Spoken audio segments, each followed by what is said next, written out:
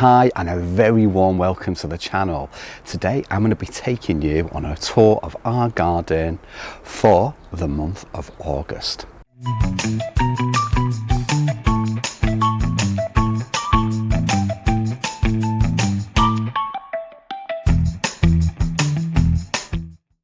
I want to start this garden tour with something really special, and it is Miscanthus Ferner Austen. And as you can see behind me, it's looking stunning. That is a showcase of a plant. As far as grasses go, it doesn't get much better. I have a few favourite grasses, but this has become my most recent favourite. I love these tall, feathery blooms. They start off this beautiful reddish pink kind of colour, and then they turn to a silver as time goes on. This is a spectacular plant. It's definitely a back of the border or centre of the bed plant. It's not something that you would put right at the front here with the smaller plants behind. As you can see, it does like some space, and it deserves it. It deserves that space to showcase the true beauty of this plant. I think as far as naturalistic planting goes, it doesn't get much better than that. It's great the way it's got the other plants around it and it's there in its space, but I get the feeling if this could, it would take over the entire space. It seems to be wanting to spread everywhere, but I love it. And it hides the harshness of the fence and the colour on the fence. It hides that and makes it seem much more natural. I really do love that. There's also another grass that's out at the minute that I'm really keen on, and this is Molinia Banshee. This is another one. It's much smaller than the other grass, but just look at how it fills the space. And to me, the grass itself is insignificant, but these flowers are what make it. And I love the name as well, Banshee. What a wonderful name. In this kind of garden and this style of planting, it wouldn't be anything at all without the grasses mixed in there. The grasses need to be here. They have a purpose, and to me, they get better as time goes on as well. You're seeing these now and thinking, oh wonderful, this is perfection. It gets better as we get into mid to late August, and then beyond, going into September, October, these grasses take on a whole new life. They look even better than they do now as the colours of the grasses begin to change. And remember, all this is just by a bit of thoughtful planting. Paul designed this with the idea it is prairie planting, prairie style planting, and that's exactly what it's done. It's done what it says on the tin, prairie style, and things are just growing. It's naturalistic. Also, there's something I want to mention about this style of planting as well, is we get so many people asking us. People will see us on the street that know the channel, and we've run into many people, and people ask questions, personally, about how do you keep the weeds down in a garden. So what are you doing with the weeds? And the trick is, the more space is covered, the less likely you are to have any weeds coming through. And that's why there's no weeding needs to be done at all in this garden. We sometimes get the odd one when you've got a space, but because we plant and everything grows so close together, you'll notice there's no weeds coming through. And that is the simple trick. If you've got a patch of bare soil and you have a grass, then maybe a sedum, as we've got here. This is Sedum Matrona, by the way, very beautiful sedum. But if you have a plant, then a sedum, huge gap, then another gap, expanse of soil, then another plant, so on and so on, you're going to get weeds coming up. The wind is blowing seeds in, the birds are dropping seeds everywhere. The seeds, it's just the seeds blowing around constantly, even things that you can't see. And that's what happens. It finds itself some soil and begins to germinate. And just, it's a bit like growing your own seeds in a seed bed, but nature's doing it for you. Whereas this style of planting eliminates most of the weeds that come through, and it works really well. I want to move on, more about grasses in a little while, but I want to move on to this Sedum Matrona. Now this one is a favourite of Paul's, and I have another sedum later that I want to show you, but this one is a favourite because of the beautiful flowers that are on there that are starting to come out now. As you can see, they're beginning to open there, they're opening, and it's looking great. This is quite a nice variety. It's a taller variety than the one I'm going to show you later. I love the very fleshy, succulent leaves. Look at that. And that means that this plant can handle periods of drought. With all the weather that we've been getting lately, and the long periods without rain, we need to be planting more accordingly. We're not going to stop growing the plants that we love and the old traditional favourites, cottage garden favourites. No, we'll never stop that. But we need to be planting more things that can take care of themselves. And sedum is one of them because it stores the moisture that it needs in these fleshy leaves. Really nice one to grow if you've not grown Matrona before. Give it a go. So easy to grow. When this border was first planted, I didn't plant it, but when it was first planted, this was just a few plants and they were very tiny, whereas now they've filled the space and we did get weeds coming through, self-sown seedlings everywhere, and weed seeds, whereas now the space is filled. What we did at first was we planted lots of annuals in there to fill in the space, and that's another trick that you can do when you've got a bit of border. So say for instance you'd redeveloped this area here and you'd taken a few things out and you just had an expanse of soil there and you put some new plants in. Say you wanted more Tiarella. This is Tiarella Pink Skyrocket here. Say you wanted more of that running through, but you had very small plants and you placed them in, but you had gaps. What you could do is use annuals to fill in the space, and you can sow directly into the soil, or you could sow some seedlings in pots, containers, and then grow them on and then plant them when they're ready. But it's a perfect way of making sure that you've got plants, you've got colour when you need it, but space is filled as well. Sedum, again, absolutely wonderful. Now at the back there we've got Phlox paniculata, and this is Phlox paniculata Spatsommer. Really nice phlox, very reliable. It doesn't succumb to snails and slugs like many other phlox varieties, or some phlox varieties do. My favourite phlox, one of my favourites, is a phlox called Bright Eyes, but unfortunately that gets obliterated, so we have to grow that in a container. So it just gives an example of how one plant of the same, you know, you've got one phlox is obliterated, another phlox thrives, and this is a great one to grow. As you can see, still lots of flowers on there, but the first lot of flowers have gone over. When they do go over, you can see they start turning a bit mushy, as you can see throughout the plants on certain parts of the plant there. But what they do is those petals will fall off, and underneath you can see it's got a whole new flush of flowers ready to grow again. So it'll give you two lots of flowers there, and it's a really great reliable plant. Also perfect as well when it comes to scent. The next one on my list to show you is this beauty. It's a grass called Sesleria autumnalis, and it's looking great. I love this pale green foliage running through. There's almost like a hint of gold running through that in this light, and these beautiful flowers. It's looking good. Again, it fills the space and it typifies prairie planting. This is a beautiful border now, and it's the grasses as well as the flowers and the perennials that are making it. The grasses are really, really great, and if you've not grown grasses before, give them a go. I was somebody years ago, back in the day, in a very special garden of ours, a cottage and cottage garden. Back in the day, I did not like grasses at all, and it took a long time. Paul introduced them into the garden, and it took years for them to grow on me. Now I wouldn't be without them. Honestly, I really wouldn't. They are fantastic. They add so much to the space.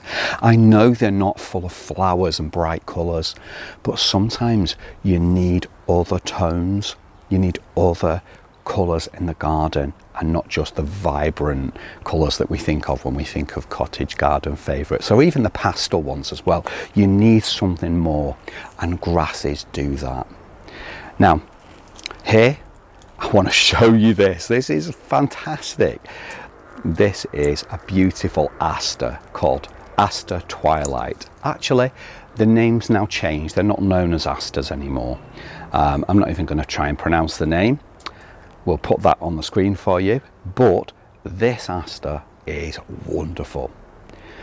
Twighlight. What a beautiful name, with those gorgeous flowers and that beautiful gold in the centre there.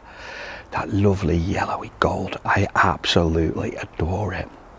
It's very different as well to the more traditional asters that I knew as a child, that we had in our garden. But this has been going for such a long time as well, this aster.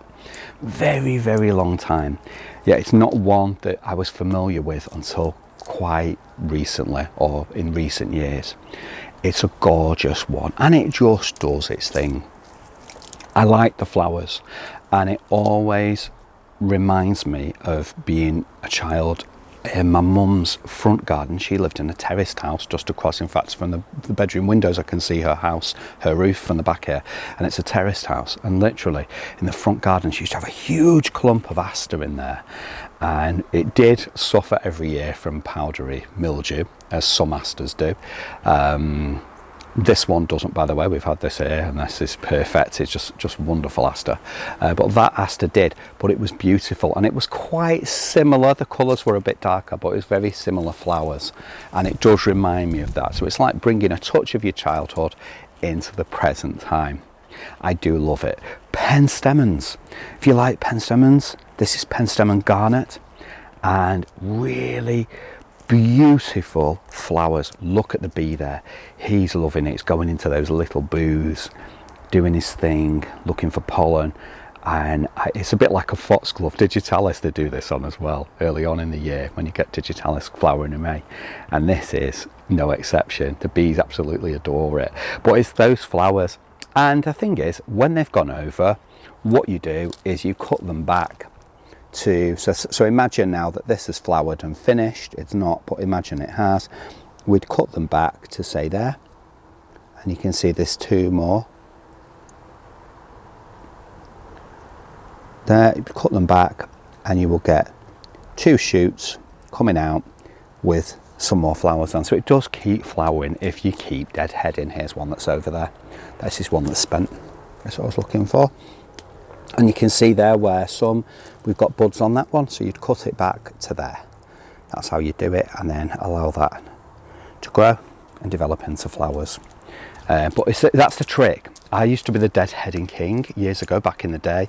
I'm a bit slower now with things. I'm not really as I used to be literally waiting for something to go over, so that would have been off by now. But I tend to leave things a little bit longer. But if you want your flowers to keep flowering, keep deadheading. That's the trick. Get out there with those secateurs, scissors, whatever you've got. It doesn't matter. Just keep deadheading, and most things will flower again for you. Not everything, but most things. Persicaria. And this is Persicaria amplexicaulis Alba. Look at it, beautiful. It's white. It brightens this space because of the white flowers. It goes really, really well with the blue of the aster as well, really well, and it's looking good. It's quite a nice Persicaria because next to it over this side we've got Persicaria amplexicaulis Firetail, where the foliage is much thicker. It's much more foliage going on there, and I love this one, as do the bees love it as well, and wasps. I don't think they're liking me being all over it. One's just flew at me.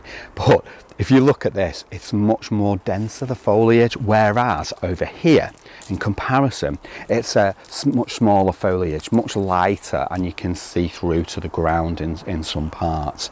And I just think it's nice with the white flowers, and you've got that height, but without masses of foliage, it's much more delicate, as are the flowers as well. They're much more slender, but I do like this one.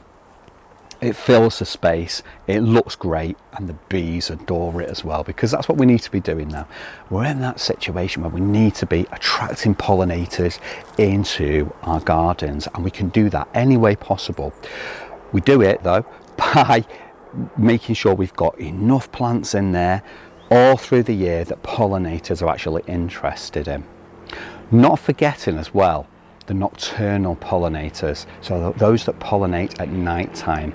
We've got lots of moths out there that you'll see when we're out here late at night, or we're out here in the dark, and you'll see moths in the garden actually pollinating the plants, doing their things. We need to look after the moths as well, but we need to provide something of year-round interest to attract these pollinators into our space. But by attracting them in, we're keeping them alive as well, and keeping those numbers up, because numbers are going down with the bees and the butterflies and the moths.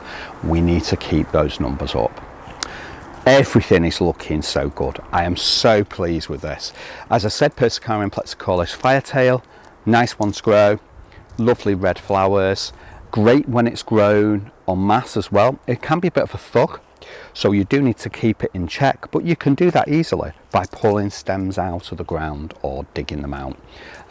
Also, it's very easy to propagate as well. If you've got friends and neighbours, as we've got, there's so many people have asked for this plant along this avenue, and I'll tell you now, we've given away so much. Some of it's gone into mum and dad's garden, but a lot of the neighbours have had some as well. Not everyone, but most people. And then they find out that someone's been given this plant, and they see it in the garden and say, where did you get that from?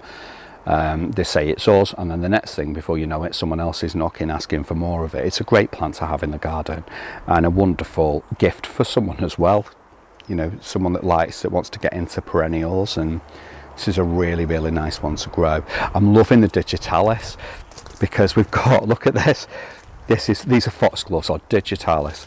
Now, we've got a couple of flowers left on there, but we've got all the seeds there, and if you shake these, most of them have gone actually. They're still rattling at the top. Look, it's very fine. You can't see this, I can see it. There's like fine seed going down, and we'll know that from that. Oh look, this is it. Lots of seed, fine seed. You can still see some on there, on the leaves of the grass there. Fine seed going down everywhere. Some of them will self-seed, and we'll get lots more digitalis coming up for next year. Absolutely looking amazing. Now, when it comes to hydrangeas, nothing better than the more traditional hydrangea over there, which we've got. Lovely hydrangea there, doing really, really well. That's been in the garden for many, many years, long before we came here. Our friends who this was their house, and they'd lived here since the mid-60s. This hydrangea had been in a very long time. However, in front here, in a pot, yes, in a pot, we have Hydrangea Annabelle. Now, Annabelle, there's two varieties of Annabelle. There's traditional Annabelle, or normal Annabelle, as I call it, normal, as normal as you can get. This is normal Annabelle, and there's also one called strong Annabelle. The reason why this strong Annabelle came about is because Annabelle can be, if you had that in a more, not as sheltered position, we've got the houses here and the shed, if you had this in more of an open position, it does, in hurricanes or high winds, have the possibility of damaging and snapping and stems bending and stuff like that. We've known that before in other gardens, so this is something you need to be careful of. Really, really great flowers. That's starting to go over a little bit, but if you look at that, still very, very beautiful, and they've been flowering for so long. When they first come out, the white is it's a showstopper. It really is a showstopper. I absolutely adore it. The trick is with this, when you're growing hydrangeas in containers and hydrangeas in general, let me give you some tips, because that's what the channel's all about. You don't want to plant hydrangea. Many people have come to us and said in the past, and to me have said, a friend in the last year has said it, why is the hydrangea not doing well? And I'm thinking, well, where's your full sun aspect? Right, well, first of all, it's in full sun all day. So that's why it's not thriving, because the soil is like desert, and that's the reason. They need some water. So if you're growing hydrangeas and you've got very, very desert-like condition, very dry conditions, because the sun's on it all the time. It's like a front garden or rear garden where it's just, the sun's just constantly on it. In periods, it'll be fine for most of the time, but in periods of dry weather, when you're getting weeks and weeks without rain, or if you live somewhere in the country where you're not getting much rain, that's your problem. You're gonna have to keep watering it. If you don't water it, they're gonna start going all crispy and withering. I've come back, I remember in our cottage garden in the village of Stannington outside of Sheffield, I remember coming home one day, and we hadn't lived in the house very long. There was a hydrangea that was already in the front garden, and I came home from work and it was like wilting, and I realised it was because it was on the south facing aspect at the front of the house, and that's what the problem was. And so it constantly had to have a watering can tipped over it of water, some soapy water from the kitchen poured on it, literally. That's how it was. Same with this. It's grown in a pot, as you can see there. What we do is we have a little tray underneath. Here's a trick. You're going to hydrangea in a pot, keep a little tray underneath where the water can be collected. As you can see, there's a little bit of water left in there. It did rain last night. So you keep it well watered, and you make sure that the tray has got water in. Before you go anywhere, if you're going away for a couple of nights, make sure that tray, and it's summer, make sure that tray is topped up with water, and it should be fine. Okay, or more importantly, get someone in to water your plants, because you really need to during dry periods. And it's not just a case of, well, we're saving water, we need to save water. If you're growing things and spending money on things, and you're coming back to a dead garden, that's not good. We need to be maintaining what we've got in a garden and keeping those plants going, rather than just everyone's plants dying out because they're not using water on the garden. And we can save water. We can have water butts, we can save water in watering cans. We've got 2 big containers over near the house. I'll not show them you because they're right next to the house, but there's 2 big huge containers that we inherited when we came here to our friend's house, and they are filled with water. So they're the things that you can do. You can collect water, but there comes a point when you've got to water your garden. You really have, if you want it to thrive. If you're not bothered and you want to put plants in and just not even water them properly when you first put them, that's fine, but it doesn't work for me, that. So everything's looking good here. Lovely fuchsia, look at that. It just shows you can get these lovely fuchsias and just plant them, these shop bought fuchsias, and plant them. We do have a fuchsia at the other side of the garden. I'll show you that in a little while. It's one called Fuchsia Magellanica, but I will show you that later. Up here, it's very rare you get to see all this. Around the corner of the shed as well, near the house, I'm not going to show you that, but here we've got lots of plants going on. It's like a holding area for plants that we've got. We've got some lichness, some Maltese cross, a Jerusalem cross, some lichness, Chalcedonica there. We've got some ribes there, shrub. Got everything going on. We've got Salvia Caradonna going on here. Just looking for spaces in the garden, because that's the thing. You want plants. You want to propagate. Paul wants to propagate more plants all the time, but the problem is space. We need another 3 gardens. We'd need to buy some of the houses along here, literally, for more garden space. We do need more garden space, literally.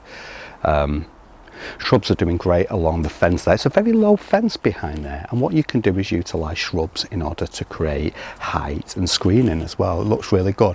This one is not looking great at the minute. It flowers in very early spring. It's called Spirea. It has lovely white flowers on when it does flower, and that's clipped a couple of times a year just to keep it in shape. But that's Spirea, and it creates a lovely shrub. It's not evergreen.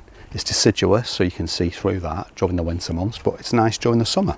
Now, if you'd like to follow me around the garden, we've got lots more going on in here. We've got odd bits and pieces happening. We've got this beauty, and this is one called Helianthus, and it's Helianthus Lemon Queen. And as you can see, those flowers, they're just stunning. They're all just waiting to burst open. They're tempting us. The good thing about Helianthus Lemon Queen is that she doesn't give her all at once. You'll have odd flowers coming out like this, and the flowers seem to last forever, because this is the time of year when they start now in August. But they do keep going. What's fascinating is they'll have a few out, and then some will just save themselves, and as they're going over, others will open. I've noticed that through the years. We've been growing this for a very long time. It again does like some water. So if you're not watering your garden, you're gonna have issues. You need to make sure that this is well watered, especially if you're going away somewhere, because this is one that will sulk. Actually, this year in the garden it's been great, so we've not had a problem with it, but sometimes it does get a bit, depends on where you've got it. But we've been growing this for a very long time. The reason why it's so low, it could actually be a lot taller. There is a reason why, because Paul gave it the Chelsea chop. So literally we ended up with a situation where it was cut down during the time of the Chelsea flower show, and we ended up growing much lower because of that. And that was the reason. We didn't want this to be massive and taking over the space, and we do that with a lot of our plants. Alchemilla mollis, or lady's mantle. This one is a traditional cottage garden favourite, and I love this one because it has so many qualities. The beautiful, unusual foliage that you see there, and when it's rained as well on the leaves, you can see this. It has like this, jewel-like qualities, raindrops when they land on it. Also, the bees and wasps land on there to get some drink as well. I absolutely adore it. It has these beautiful acid green flowers, and then they change to this brown, and then the seed disperses itself all over the place. But interestingly enough, underneath here, if you look, and this is from this year's seedlings, we have one there. It will self-seed everywhere, and if we left it, we would find seedlings coming up all the way through the gravel here. It's a really nice one to have. It's very easy to grow, and it does look great. Normally what we do is, when it gets to this time of year now, it's starting to go over, to stop it from self-seeding everywhere, we would cut it, and to make it look tidy as well, cut it right back to the ground. Now, when we're thinking about not doing that this year, the reason why is we're into August now, and what we're thinking of doing is just taking the spent stems away down to the base and just leaving the foliage, because it can be slow to come back, and it will give you a second flush of flowers as well. If you did that, cut it back now, it'll flower again for you, but the leaves and the foliage, I should say, will not cover this area like it does now. And we've already got bare soil next door. We cut back the astrantia, and this was astrantia roma. It's a really nice astrantia to grow, but as you can see, it's slow to come back. We've got lots of space in the border, and that's something that does give me, it's not something that I like to see, bits of soil everywhere. I'm not used to it. If you notice here, we've got self-sown seedlings, lots of primulas coming through here that have self-sown. I'm not sure which primula they are, but they are primula seedlings, so they're coming up, and that's great to see. They've decided to like it here, so we're going to leave them. But astrantia roma is a really, really lovely astrantia to grow. Really nice one. We've got a flower spike there coming through as well, as you can see, so it's getting ready to flower again. We just need it to green up that little bit quicker. We might give it a feed to help it on its way, because that'll help. But with regards to the lady's mantle, or the Alchemilla mollis, we are not necessarily going to cut it all the way back. We'll see how we go with that one. Here we've got a beautiful aster. As I say, the name's changed, so it's very different now, but this is Aster Calliope, or whatever the new name is of Aster Calliope, and it's nice and tall. I love the dark foliage. I love these, the way that they grow, and the flowers will appear on the ends here. I can't wait to show them to you as they come out. But it's a really nice tall variety. Look at the dark stems, how interesting they are. They are so interesting. And oh, I can't believe this, at the back here we have got a beautiful Veronicastrum that's been planted as well. So that was from our travels in Scotland for my 50th birthday. Paul's come back with that, and it's been planted here, and I think it's going to make a great addition to this border, or bed I should say, 'cause it's actually a bed. Now the Veronicastrum, this Veronicastrum is called Challenger, and it's from Elizabeth McGregor's garden and nursery over in Kirkcudbright in Scotland, Dumfries and Galloway. If you've not made it over there yet, you need to get over to Elizabeth McGregor's garden there.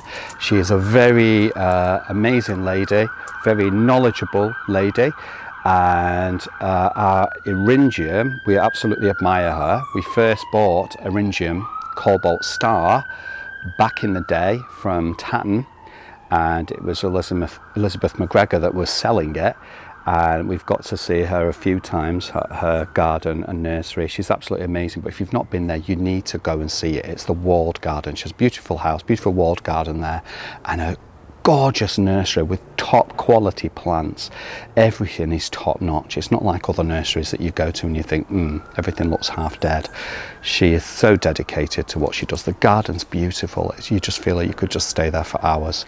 And it's just a garden, but it's so beautiful. You really need to visit it. So Elizabeth McGregor Garden in Kirkcudbright, Scotland, Dumfries and Galloway. You need to get yourselves there. Our visit there, more recently, we filmed, and so that's a video that's currently being edited, and that will be on the channel, available shortly, so you'll get to see it before you go and visit.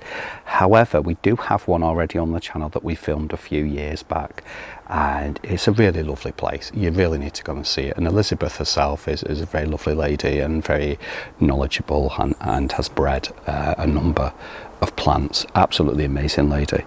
Now, Persicaria, a low growing one, and this is Persicaria affinis superba. Really nice low growing variety that starts out with these beautiful pink flowers, which then turn into a much deeper colour there, much deeper pink, fading to a deep red and ultimately brown. So it changes constantly. It looks great in the garden. It's quite a, I won't say she's a thug, but she does like to spread her wings and just literally take over a space, which is good because it's a great low growing perennial. It suppresses weeds, and it's just great to see these beautiful flowers and the bees enjoying it. But if you have to have Persicaria, but you don't want anything big like the Firetail, you can get this one, and it looks great. Does what it says on the tin. I'm on about weed suppressants, and then we've got this beautiful, it's not a weed, it's a hardy geranium, and it's geranium. I think that's Brookside self-sown coming through there, so that's looking good. We have geranium Brookside next to it here, doing really well. That's had its first cut back. It flowered beautifully, filled this space, cut back. As I say, it's not going to be as big as it was the first time round, but it will flower again. Be surprised if there's not any flowers coming through yet. No, they'll come through soon. Looking really, really good. Now, Lichnus coronaria, one of the first plants that I ever used to pot up and sell from my mum's back garden. At the end of the garden, I used to sell it to people walking past, bits of plant. That along with Armeria thrift. Really nice plant to grow. Keeps growing. If you keep deadheading it, it just keeps giving throughout the summer. And it can handle a bit of dryness as well, this one, can't it? It likes a bit of dryness, doesn't like to be overwatered, so if you just keep watering that constantly, it's not going to look that great. Next to it, we have Aster Little Carlo. Now, I can't wait to show you this one. This had the Chelsea chop as well, so meaning a chop that's done around the time of the Chelsea Flower Show, and you can do it for many reasons. I keep going on about this, but I want more people to know the better. For our reason, you end up with more flowers and a much lower plant, because this plant will be up here by now and across everywhere. So we wanted to keep everything in its space, so the Chelsea chop was perfect for it. When this comes out, I can't wait to show you. Our lobelia, look at this. If you've not grown lobelia before, think about it, because that looks lovely. The bees love it. Look at the bees enjoying that. And lobelia, there's lots of varieties of lobelia. This is a really nice one, but it likes damp. So you really need to make sure that you've either got soil, a bit of dampness in the soil, or you do keep it well watered. To be honest with you, it's not a sulky one. It's never sulked for us, really, to be honest with you. And we've grown it for many, many years, different varieties over that time. But it's a nice one to have. I love this vivid colour. Really, really nice one. But you can get so many different ones, but it does like a bit of moisture. I've got to show you something though. This is my favourite at the minute, and it's a sedum. It's my favourite sedum, and it's called Sedum Carl. And Carl is low growing, as you can see. Quite nice foliage. Really, really much smaller than the Sedum Matrona. Looking really, really great there. Now, look at the bees. You will find bees all over this. gorgeous flowers with bees just covering it. Certain times of the day, you know, they're everywhere, they're all over it, literally. What's not to like about it? And it looks good here, topped off with the Centranthus. Centranthus is now beginning to flower again. It's had its second flush. Well, it's continued flowering, to be honest with you. We just keep taking it back. It's Centranthus ruber. This can grow in rocks and crevices, can handle drought, and it's a really good one to have. You've got lovely flowers there. They will change and will end up like this. And the seed forms on the end, little fluffy bits, fluffy seed will fly away, disperse, and it will self-seed everywhere. So you'll have other plants coming up all over the place, but it's a really good one to have. When it comes to Corcosmia, there's nothing better than Corcosmia Citronella. Citronella is a beautiful citrusy yellow colour. Look at that. It's amazing. It really is. It's so nice. It's so cheery, and I just think it's a nice one because it's quite compact. It's low growing. It's got a low growing height. It's not going to take over the space, such as the other one, that one of the tall ones that we have called Lucifer does, the beautiful red. This one in comparison, very low growing. So if you're not after that height, I love my height, but if you're not after that, then Citronella could be an option for you. I'll tell you another nice one as well. Speaking of Paul's Best Yellow is a really nice one to grow as well. If you're looking for a Corcosmia for beautiful yellow, really, really nice one. Now, the shrubs at the back there, doing really well.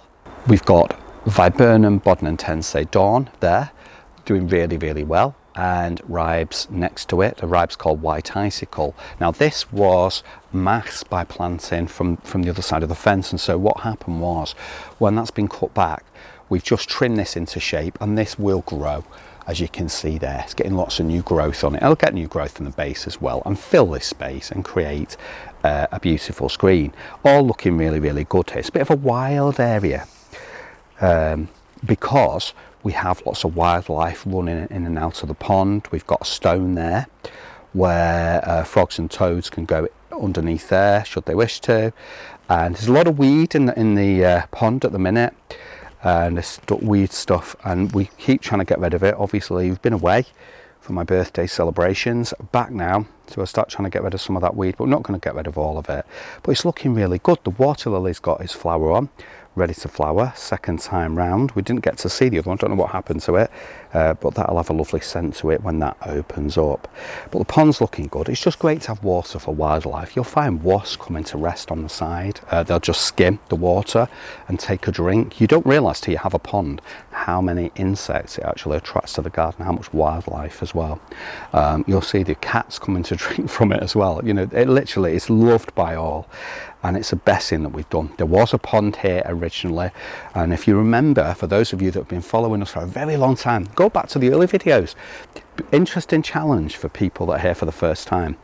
Go back and see how the garden has taken shape over time. You'll see the literally gravelled area there, but there was a pond here years and years before that, and you'll see what used to be the rockery was here, and it was originally that had a water feature running through it, but it was changed into a complete rockery. That was on this bit. It's totally different. It's transformed. You need to go back and look at the videos. So interesting to see how a garden can evolve as well. And that's a beautiful thing about gardening. It's not meant to stay the same. It's a bit like life. It's a book, series of chapters in that book, and each chapter is as interesting as the one before, or always should be, and nothing should ever stay the same. It should always be changing, and it's like us, we should change as well. Nothing should stay the same. Everything looking good. Astilbes, you know, Astilbes, yes, they've finished flowering. I'm just moving that cobweb. Spider's safe. I'm moving that cobweb. The Astilbes, it's looking good. It's got its foliage, and you think, well, why don't you take these back? It's not going to flower again. Why not just enjoy these beautiful stems for what they are? They've been there for a long time and they're still looking great. This is something I want to show you in a second. You'll be able to see this actually from there. Now, my cameraman's there. Trusty cameraman. This is Geranium maculatum, and this is Stormy Night. Now, this, speaking of Elizabeth McGregor, this was raised on Elizabeth McGregor's nursery. So she's to do with this one, Absolutely amazing lady and an amazing plant. Now this geranium, it has a height of about, it says about 50 centimetres high. It's 40 to 60 centimetres. It doesn't say that on the label, it says 50, but 40 to 60 centimetres. I've done my research, we always do. 40 to 50 centimetres. It flowers June, July, August, around that time.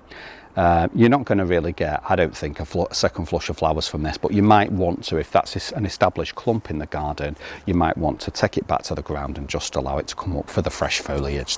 But it's not going to flower again after that. But look at the beautiful foliage, and that's why I've bought it. It has these beautiful mauve, purple kind of flowers. Very, very nice. And I like the name Stormy Night, because there was another one actually on the nursery. I got confused because there was another one that I'd seen in Elizabeth's garden, in the ward garden, and I wanted that one, and she said, oh, this isn't the one, are you sure you want to take it? And I said, yeah, because I like the name Stormy Night. It's such an interest for me. Plant names, they say as much as the plant themselves, and I tend not to. I know we're all different. Paul's very different, he has very different ideas to what I have, but I'm very much about names. And so it's like a lot of roses as well, because I'm a great rose fan. We don't have many roses in the garden, to be honest with you. We've got Rosa Sweet Honey over there, but I think that's it for roses in the garden. We've got Rosa Super Dorothy, and we've got another rose over there, red rose, but we've not really got many. I used to have a rose garden in a previous house. The thing is, I like the names, and a lot of roses they're either for a celebration rose or some of the names as well, and it can put me off. So if I don't like the name, I'm not going to buy the plant. But this is something that's really interesting. Stormy Night, you get that from the flowers when you see the flowers, but also this foliage as well. It has gone a bit crisp. I think it's struggled on Elizabeth's nursery. She does keep the plants well watered, but I think this has just been, the weather's been so hot for so long, she's not had much rain there. And like here as well, you know, we've been really struggling. And this can't wait to get out of this small pot and into the garden. But do you know what? £8.50 for that and somewhere else. And I'll tell you something, her plants, this has dried up because we've had it a few days as well on the farm. We had it for a few days, so literally it's one of those things where it's been looked after as best we can, but on Elizabeth's nursery all the plants are just spot on, perfect, and everything that's in flower, it just looks, it's the best I've seen, to be honest with you. So she obviously works very, very hard. But that, I can't wait to find a space for it. There's got to be somewhere here for it. I want it to be somewhere where I can see, but it's not going to like being in dense shade. It's also not going to like being in full sun as well, because it is going to like a little bit of moisture. Not too much, but it's going to like a little bit. Fertile soils in sun or part shade. I'm not going to put it in full sun because my experience of these darker geraniums, and I was quite a geranium aficionado back in the day, a long time ago, used to collect geraniums.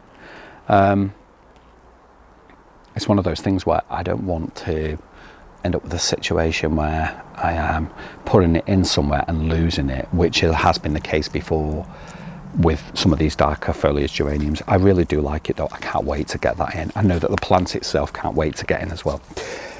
Everything's going really, really good. Now, over here is my favourite at the minute, and this is a Molinia, and it's called Edith Dudsus. And it's seeding everywhere. I wish you could see this table. It's full of black seed. It's just amazing, honestly. It gets all over you. But it's a really nice one. Lovely great grass. This is the time for grasses now. Things are they're just coming into their own. And you know something? As you'll find, as the weeks and months go on, they get better as well. You're going to absolutely adore it. Veronicastrum has finished behind, but still adding grace and structure to the garden. This is Lavandleton, Veronicastrum Lavandleton. Really, really nice Veronicastrum. Veronicastrum is a plant, if you want a bee magnet, look no further. Veronicastrum is a plant for you. You need to get this. This one, Lavandleton, is a very, very tall one. Nice tall variety, but it has structure to this space, and again softening the fence. Our beautiful tree, so our sorbus, and this is one called Autumn Spire, and the berries, which are now green, will turn into the most beautiful pumpkin, yellowy, orangey kind of colour, this beautiful colour. Honestly, they will be gorgeous when they come out, those berries. Beautiful. It reminds you of Halloween and certainly autumn. So this is a nice, quite a slender tree as well. If you're after a small tree for a space, this is the one for you, because it's not going to spread all over the place like most sorbus do. This one is quite different. I'd like to give a big shout out to Daryl and Tony at Gothic Park, and their garden is over in Arkansas, and they do the most amazing Christmas and Halloween displays.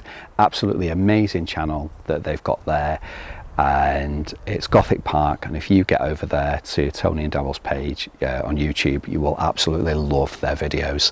Absolutely amazing. A big shout out to them. They're absolutely fantastic. This is the end of part one. The first video in a two-part tour of the garden. We've had to split it because it's been going on for so long. I've had so much to show you. It's been really exciting to be here with you today, and I've enjoyed sharing my enthusiasm for the garden and for plants with you. Hit the like button, subscribe, it's totally free to do so. If you see a button underneath that says hype, please hit the hype button as well, because that will help our videos. And I just think, really, if you can share our videos with people that you know on social media, or friends and family on WhatsApp, or however you wish to share it, it will be very much appreciated. Get our passion across there, and just give people a relaxing time, a relaxing tour in our garden. Thank you so much for watching. It's been a real pleasure to have you here with me today. It's great. We've got the sunshine, and we had the rain last night. Always the best way when it rains at night and you've got the beautiful sunshine during the day. But it's a lovely hot day here. It's really nice, and it's great to be out in the garden. It's great to have shown you and spent some time with you in our garden. Thank you so much for watching, and we will definitely see you very soon on the next one. In the meantime, take care.